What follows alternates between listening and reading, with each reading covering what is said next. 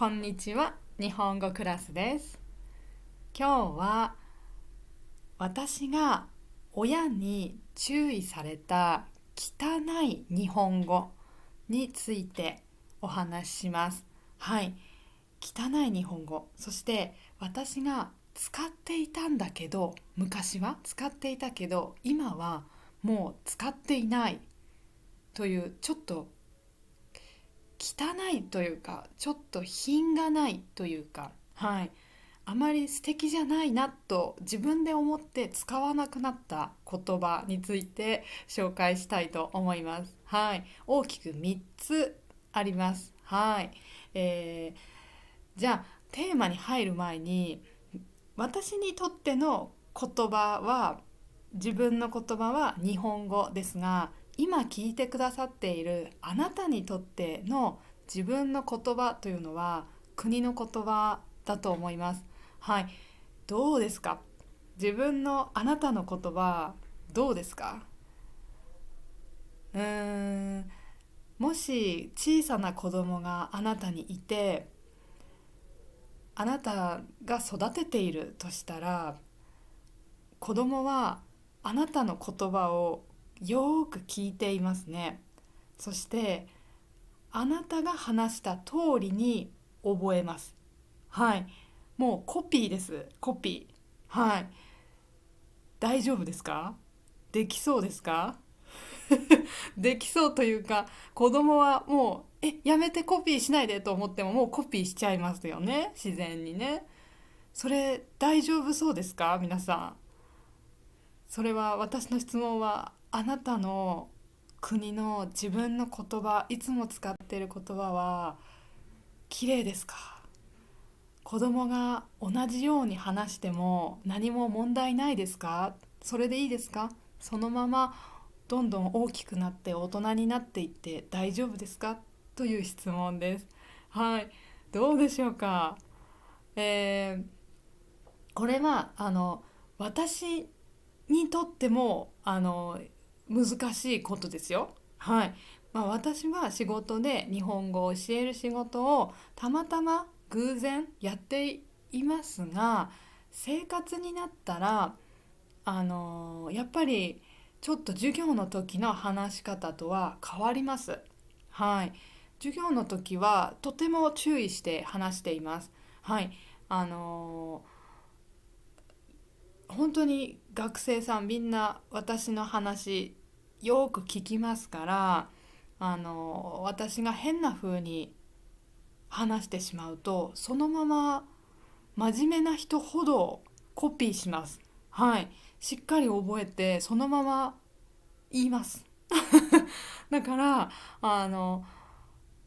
今はもう私は随分と慣れましたが、この日本語を教える仕事を始めた時は本当にもう話す時、自分の口から言葉を出す時にすごく頭でいっぱい考えました。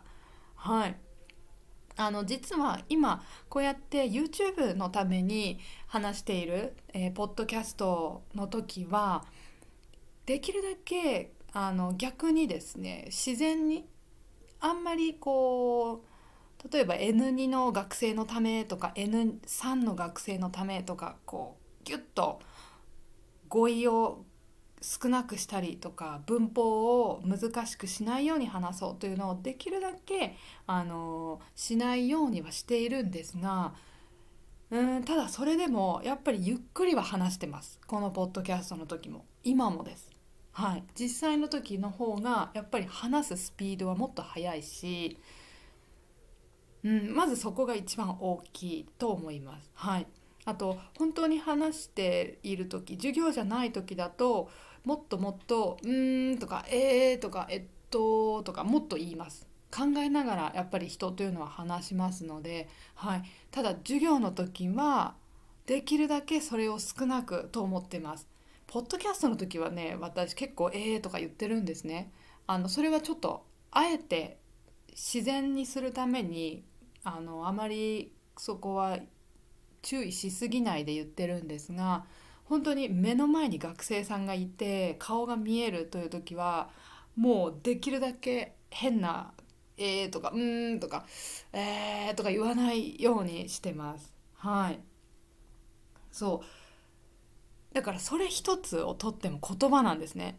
とかとかそれももう言葉なんです。知らない人にとってはなんか考える時にって言うんだなとかってやっぱり思うから、すごくできる学生さんほどそういうのも早く真似します。はい。彼らも本に書いてないのにって言ったりします。はい。できる人ほどね。だからうわ怖いなってちょっと思う時もあるんですよ。そう気をつけなきゃってね。そうだからどうでしょう皆さん、子供いたら、はいあなたのその言葉をそのままコピーされます。 OK ですか？これ私今まだいいと思うんです。この年齢になってそして日本語を教える仕事をして言葉が昔よりは綺麗になったと思うんです。ですが皆さんも同じだと思うんですけど、学生の時どうでした？学生の時っていろんな友達がいますよね。そして仕事じゃないからもう自由に話していいし、誰と話すのも自由だし、どういう言葉を使ってもいいし、もう何でも自由ですよね。そうなると自由は楽しいんですが危険ですよね。これ私の場合は多分皆さんも同じだと思いますが、私はですね特に高校生の時に、結構いろんな言葉を覚えました。はい。言葉というか話し方ですね。はい。で、その話し方が汚いというふうに特に私のお母さんから高校生の時注意されました。もう高校入ってすぐ。はい。つい最近この母のことをポッドキャストでお話ししました。私にとって敬語はお母さんの電話から覚えたという話をしましたよね。ぜひまだ聞いてない人ぜひ聞いてみてください。リンクをじゃあ今日のディスクリプション説明のところに書いておきますね。ですので母はすごく言葉の使い方が丁寧、綺麗です。はい。もしかすると普通の日本人より綺麗です。はい。ですので私が高校生になった時に急にもう言葉の使い方がまるで男の子みたいになった時があるんですね。それは自分で考えたんじゃないです。もちろん周りの友達の影響です。はい。高校はまた中学校とは違う友達ができますね。違う場所に行きますのでいろんな場所から来た友達ができる。そしてもう楽しい、もうとにかく毎日楽しい。はい。ですので高校生ね楽しいですよね。楽しかったでしょ皆さん。その時ですねできた友達たちが使っていた言葉に大きく影響を受けました。やっぱり友達なので同じように話したい、同じレベルになりたいと言いますか、はい、という心がそうなりますよね。だから友達がそういう言葉を使ってたら自分も使った方が仲間、同じグループだというイメージになるのでやっぱり同じように話すようになります。はい。だからね周りにいる人はとても大事だと言うんですよね。はい。じゃあどんな言葉を使って私は親に、特に母に怒られたかというのをじゃあ紹介しましょう。まずもうこれは一番怒られました。はい、これです。じゃあねっていうのです。はい。今日はポッドキャストなんですが、今だけちょっとよかったらスクリーン見てください。何々じゃねっていうのです。じゃねじゃなくて、じゃねなんですね。これ聞いたことありますか？うん。これ意味は、何々じゃない何々じゃないそうでしょっていう意味です。はい。だから、綺麗に話すんだったら何々じゃない。うん。例えば、明日は雨かもしれませんっていう時に、それを話す時、友達家族に普通に話すんだったら、明日は雨じゃない、雨じゃないじゃない上がれ、こう最後が上がれば、雨じゃないですか、多分雨ですよねの意味になる。でもこれ、高校生の時の私は、雨じゃね、明日雨じゃねと言ってた。明日雨じゃね雨雨じゃねじゃなくて雨じゃね、どんどんこう上がっていくんですけど、あのわかりますこれは男の子が使いやすい日本語なんですね。何々じゃねっていうの。はい。だからこれを私が家に帰ってきて母にも使う。うん。もう母びっくりしたみたいで、びっくりした後に怒ってました。はい。で、例えばこのじゃねの使い方、例えばこういうのがある。無理じゃね、やばくね、ありえなくね全部ねねねはい、ちょっと一つずつ説明すると、無理じゃねっていうのは、まあこう字で見たら分かりますよね。書いてあるの見たら分かる。無理じゃないですか、それは無理じゃないですか。うん、無理っていうのはな形容詞だから、無理じゃないですか、じゃあだからじゃあが残るんですね。無理じゃね。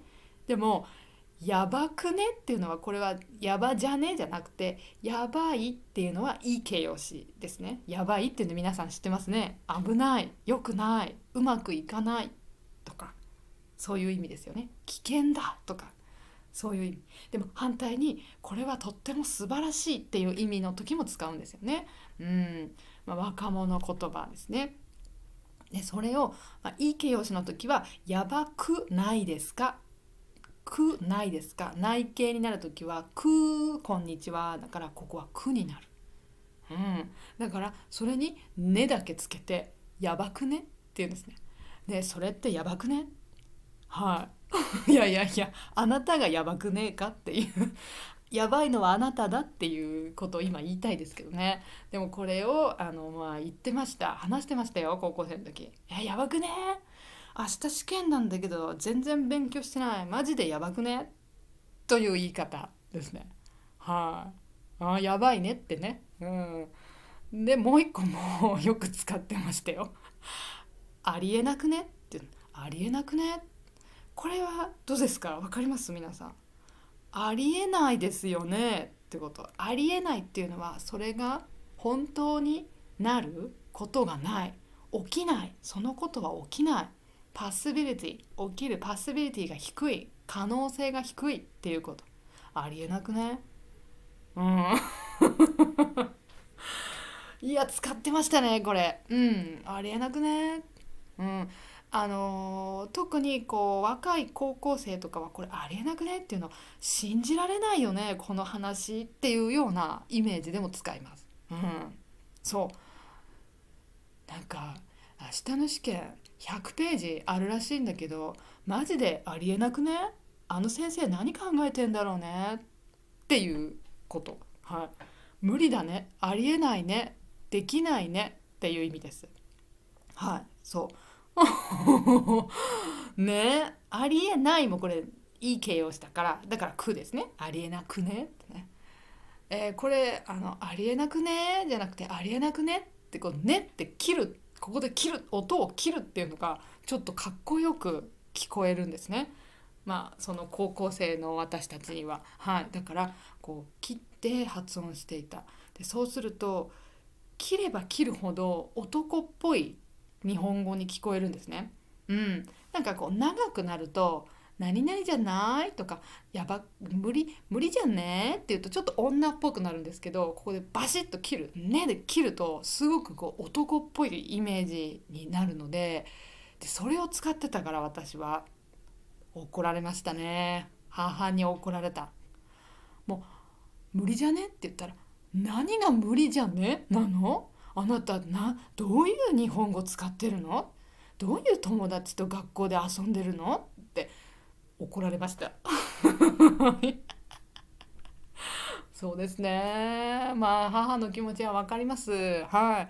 あの時はもううるさいなと思ったけど、まあ今は分かります。これやっぱり汚い。本当に。はい。無理じゃねってね。こんな日本語使ってた私、無理じゃねって思います。はい。ありえなくねってね。もう一回高校生やり直した方がよくねって思います。はい。だから皆さんもね今ね真似するのはいいです。今って言ってみよう、よしよしってね、無理じゃねってね、いいんですよ、いいんだけど実際使うのはやめた方がいい。でも使ってる人は今でももちろんいます。はい、もちろんこれのネイティブスピーカーはもちろん今日本にたくさんいますよ。そうだけど、女の子も使ってる女の子いますいます。いや若い子の方が多いと思いますけどね。だけどやっぱりあんまり綺麗ではないのでおすすめはしないです。はい。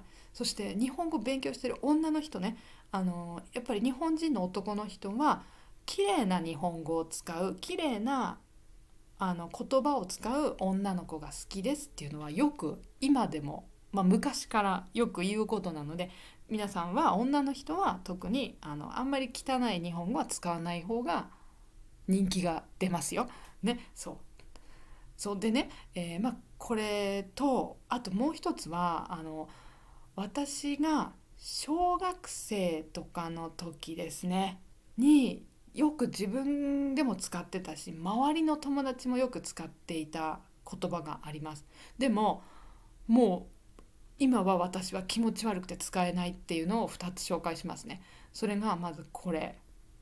うちはうちはね、この後ピアノのレッスンに行くんだっていうの。うちっていうの。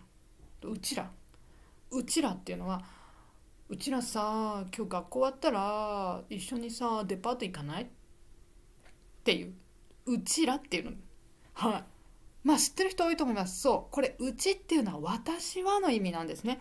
そうでうちらっていうのは複数何人もって意味だから私たちはっていう意味です。はい。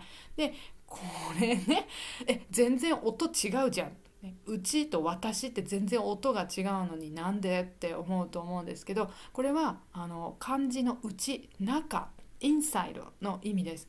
でこれは実は日本語の歴史と少し関係があって、中にいる内の関係、外の関係。はい。家族には敬語使わないけど外の人には敬語使うっていうのありますよね。中の人、外の人っていうので、内っていうのは中だから自分、中の人っていうイメージで、この漢字で書くと内なんですけど、でも使ってるこの私って意味で使ってるのはカタカナで書くんですね。ひらがなでもね書かない。なんか変。やっぱりカタカナで書く。うちはって。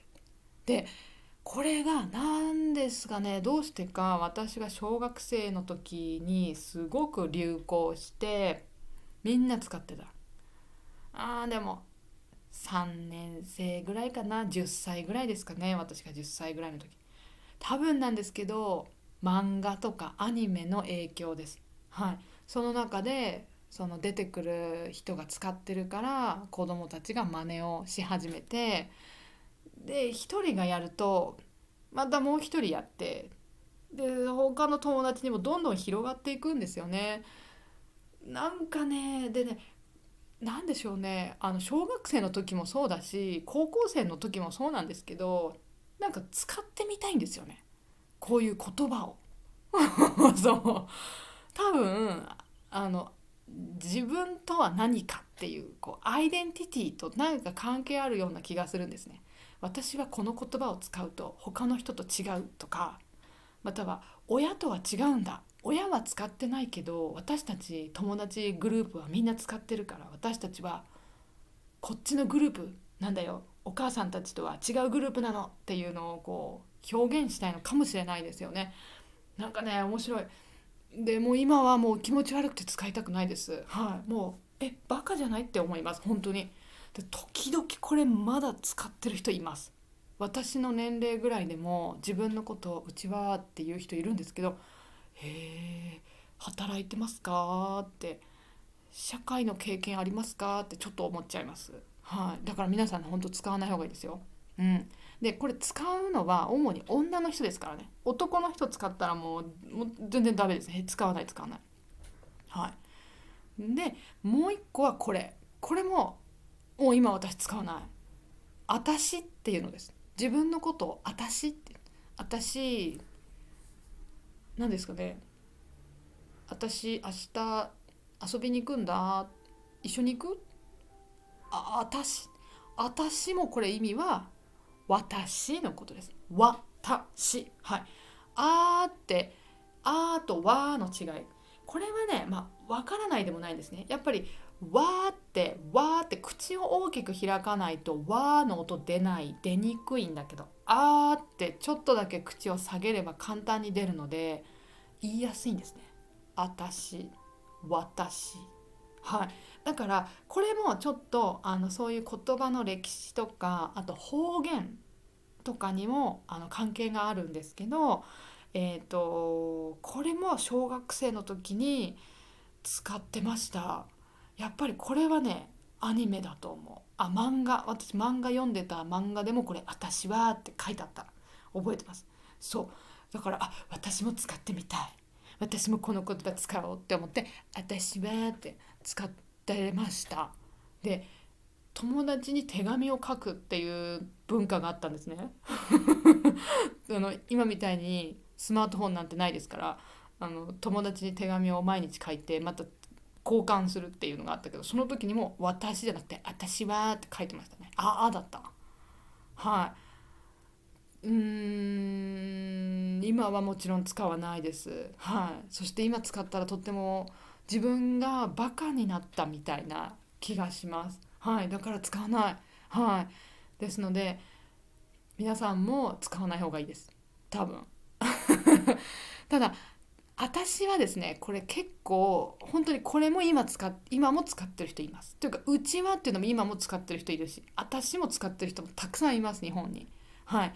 私はね、特に年齢が高い人も使ってますね。はい。でそれは方言とかそういう問題もあるかもしれないんですけど、あの日本語を勉強してる皆さんにはこれはうちも私もどっちもおすすめしません。はい。で私っていうのはこれもし使うとしたら女の人だけですよ。男の人使わない。はい。あのよく日本人でも言うのが、外国の人の方が綺麗な日本語を話しているって言うんですね。それ本当なんです。本当に皆さんの方がちゃんと言葉を勉強して綺麗な日本語をインプットして覚えてるから言葉が綺麗なんです。はい。そのままでいいですよ。変わらないでくださいね。そうあのなんだろこうやってポッドキャストでいろいろ聞くのはいいんだけど、綺麗な言葉をぜひインプットしてくださいね。で汚い言葉を知っていることはいいんだけど、自分でアウトプットはしなくていいですよ。大丈夫。はい。で男の人で俺っていうのを頑張って言おうとしている外国の人がいるんですけど、自分のこと俺、男の人がね、俺はなんとかで私の意味ですよね。あれも無理しない方がいいです。外国語として日本語を勉強している、とっても上手でも、例えばもう N1 とか持っている人でも私のままでいいと思います。はい。俺はって言わなくても平気ですよ。なんかやっぱり日本人には俺というイメージがあります。で無理に使わなくていいです。はい。私はで十分です。大丈夫です。かっこいいですよ。男の人が私って言うとすごく社会でこの人は生きている社会的な人だなっていう風に感じられます。頭がいい人とも感じられるので、男の人は私のままでいいですよ。あとは僕でもいいです。僕も結構、悪くない。はい、僕は。だけど僕は会社では使えないですよね。そう会社では私になるから、みんな私だから、男の人も女の人も自分のことは私はでいいんです。私は大丈夫です。そのままでいいんですよ。使ってください。綺麗ですよ。全然変じゃないですからね。はい。ただやっぱり誰でもみんな学生の時はきっといろんな言葉を使いたかったし、いろいろ影響を受けたと思います。はい、ぜひちょっと思い出してみてください。はい、えね、でもそれでも会社に入る、社会に出ると綺麗な正しい日本語を使わないと、この人頭悪いバカですかって思われちゃうから、綺麗に使っているってことですね。自分の言葉というのもちょっと今どんな言葉使ってるかな、私は大丈夫かなってちょっと自分のことを見てみてください。はい、いいきっかけになったら嬉しいです。はい、言葉は洋服と同じですからね。そう、どんな洋服をあなたは自分で着せてますかっていうことです。この言葉の洋服は無料です。ただです。はい、だから自分で選べますからね。そうちょっと考えてみてください。スーツを着ているかっこいいのか、ただの全然洗濯してない汚い T シャツを着てるのか、どうですかね。考えてみましょう。はい、どっちがいいってわけじゃないんですけどね。そうじゃあ、もし言葉にね皆さんきっと興味があると思いますので、私の YouTube でもいろいろ聞いてみてください。日本人というのは痴漢に対しても敬語で話すとか、夫婦の喧嘩の時も敬語を日本人は使う。なんでデスマスで喧嘩する、ちょっとあなた何やってるんですかって、なんで敬語を使うとかね、なんでっていうのをこう見ると分かりますので、はい。あとはもっともっと綺麗にニュースで日本語勉強したいとかね、できますよ。 YouTube でできますよ。私の YouTube 見てみてください。あとは JLPT の勉強してる人、JLPT の読解 N2、N1、あとは文字語彙、文法、漢字とか、私のオンラインレッスンの中で勉強できますので、このリンク下のディスクリプションリンクのところから見てみてください。